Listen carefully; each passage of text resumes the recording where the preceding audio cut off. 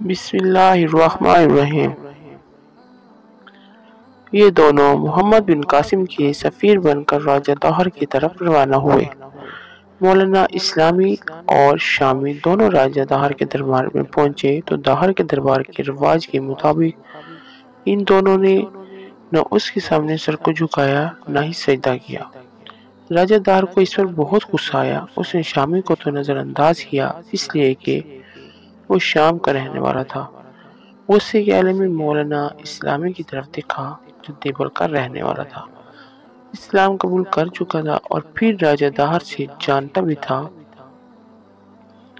انتہائی غصے اور غضب میں اسے مخاطب کرتے ہوئے راجہ داہر کہنے لگا، تم شاہی آداب کیوں نہیں بجا لائے، حالانکہ تم اس ملک کے باشندے ہو اور شاہی آداب سے خوب واقف ہو۔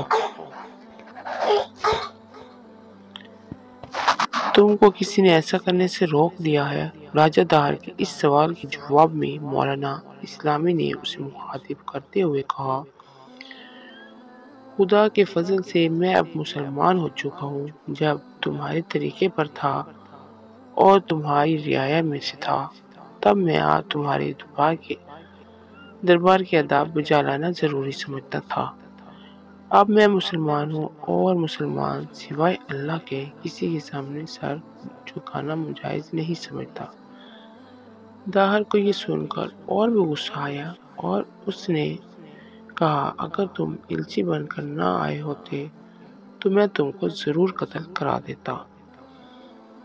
مولانا اسلامی نے بھی غصے کا اظہار کرتے ہوئے جواب میں کہا، میرے قتل سے عربوں کو کوئی نقصان نہیں پہنچتا، لیکن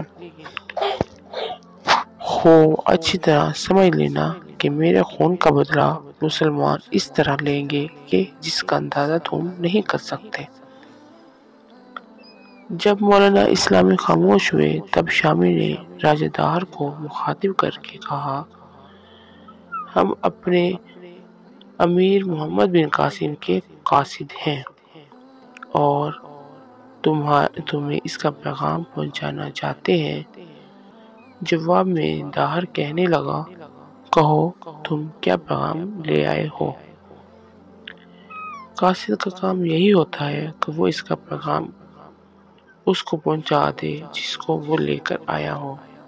جواب میں شامی نے کہنا شروع کیا، جو تمہیں دو باتوں میں سے ایک بات کا اختیار دیتے ہیں، یا تم دریا عبور کر کے ہماری طرف آؤ، اس صورت میں تمہارے لیے ہم راستہ چھوڑ دیں گے اور تمہیں روکا نہیں جائے گا، پھر ہمارے لیے راستہ چھوڑ دو تاکہ ہمارا لشکر دریا کو عبور کر کے تمہارا مقابلہ کرنے کے لیے دریا کے بائیں کنارے کی طرف آئے۔ اس الفاظ کے جواب میں راجہ داہر نے اپنے قریب بیٹھے اپنے وزیر سیاہ سے مشورہ کیا اور پوچھا کہ ہمیں مسلمانوں کے اس پیغام کے جواب میں کیا کرنا چاہیے۔ راجہ داہر کے جواب میں سیاہ کہنے لگا، حضور میری رائے یہ ہے کہ مسلمانوں کو دریا کے اس طرف آنے دیا جائے۔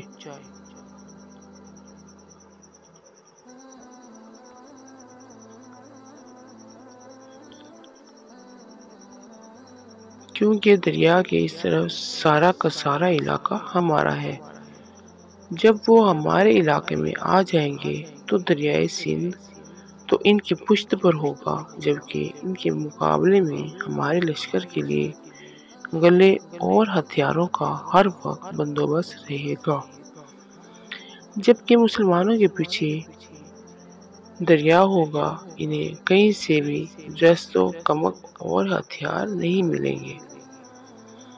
اس طرح جب انہیں کہیں سے بھی مدد نہیں ملے گی تو ہم ان پر قابو پا لیں گے۔